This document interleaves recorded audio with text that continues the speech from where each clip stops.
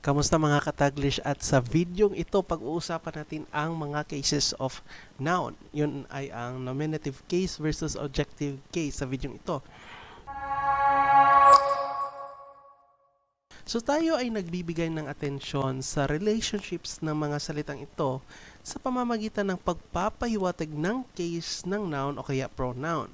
So ang salitang case ay ginagamit sa grammar upang ipahiwatig ang ugnayan ng isang noun o isang pronoun sa iba pang mga salita sa pangungusap. So ang case ng noun o pronoun ay natutukoy sa pamamagitan ng partikular na paggamit ng noun o pronoun sa isang pangungusap. So mayroon tayong three main cases sa English grammar, ang nominative case, ang objective case at ang possessive case.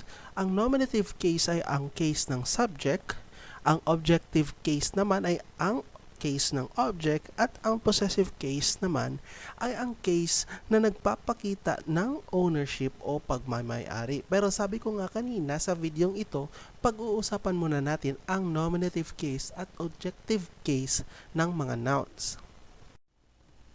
Ang mga nouns ay mayroong napakaunting mga problema upang alamin ang case nito dahil pareho ang form na ginagamit para sa nominative at objective case.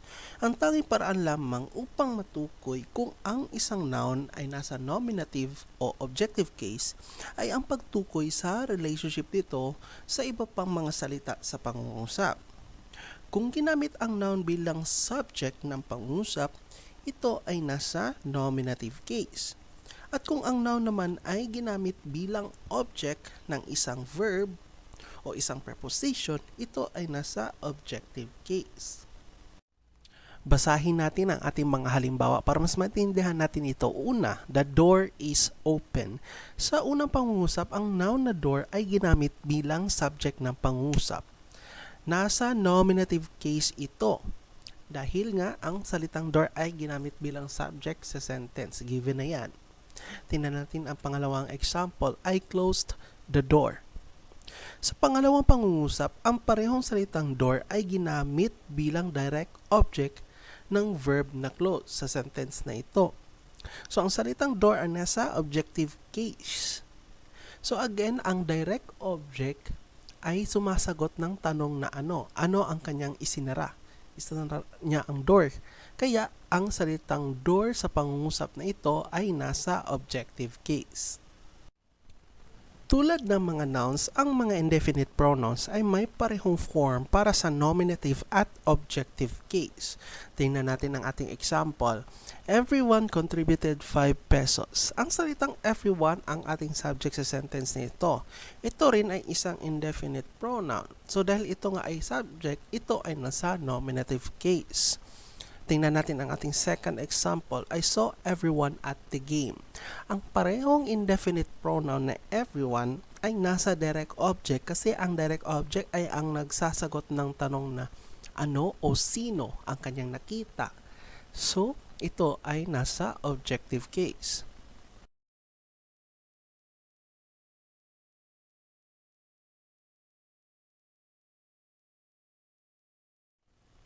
Ang salitang nominative ay nagmula sa isang salitang Latin na nangangahulugang name. Ang nominative case ay pinangalanan ang case ng subject ng pangungusap. Pinangalanan din nito ang case ng isang predicate noun. Ang isang predicate noun ay nasa nominative case. At dahil dito, madalas itong tinatawag na isang predicate nominative. Huwag kang mag-alala, pag-uusapan natin ito sa mga susunod na slides. Ang isang predicate noun at subject ay dapat na mag-agree sa parehong case sapagkat tumutukoy ito sa parehong tao o bagay. Sumusunod din ito sa isang verb na hindi maaaring maging object. Ang mga nouns na ginamit pagkatapos ng linking verbs ay tinatawag rin na predicate nouns. So bakit predicate nouns? Tingnan natin ang ating example para maintindihan natin. Una, my friend is a naval officer. Sa unang pangungusap, ang salitang officer ay isang predicate noun. Bakit? Dahil ito ay isang noun na makikita sa predicate. At ginagamit ito pagkatapos ng linking verb na is at tumutukoy sa parehong tao na nasa subject. nasa nominative case ito upang mag-agree sa case ng subject na friend. Sa pangalawang pangusap naman na the leading lady was Maricel, ang salitang Maricel ay isang predicate noun. Ito rin ay nasa nominative case upang mag-agree sa subject na lady. Ang salitang Maricel at lady ay tumutukoy sa iisang tao. Okay, dito naman tayo sa objective case. Ang mga noun o pronoun ay nasa objective case kapag ito ay ginamit bilang object ng verb. So, ang mga direct object ng isang verb, indirect object, at ang object of a preposition ay laging nasa objective case. So, narito ang ating mga examples. Una, Lester writes articles for the paper.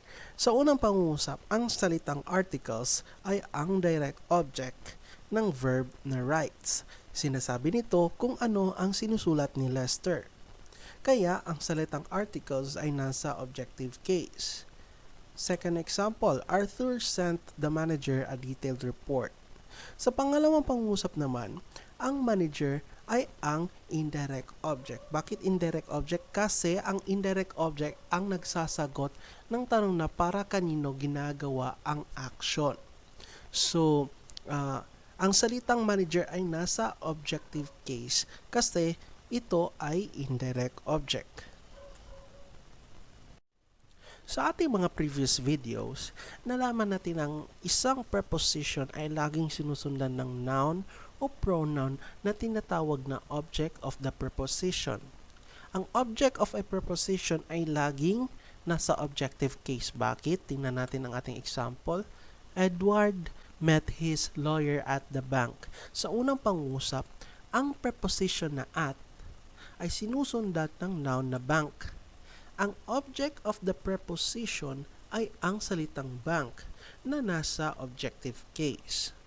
Second example, we met Marvin in the library. Sa pangalawang pangungusap naman, ang library ay ang object ng preposition na in. Ang library ay nasa objective case.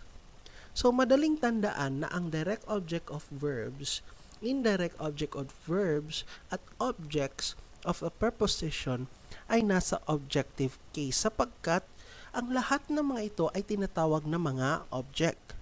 The fact na ito ay mga objects, ito ay nagpapahiwatig na sila ay nasa objective case.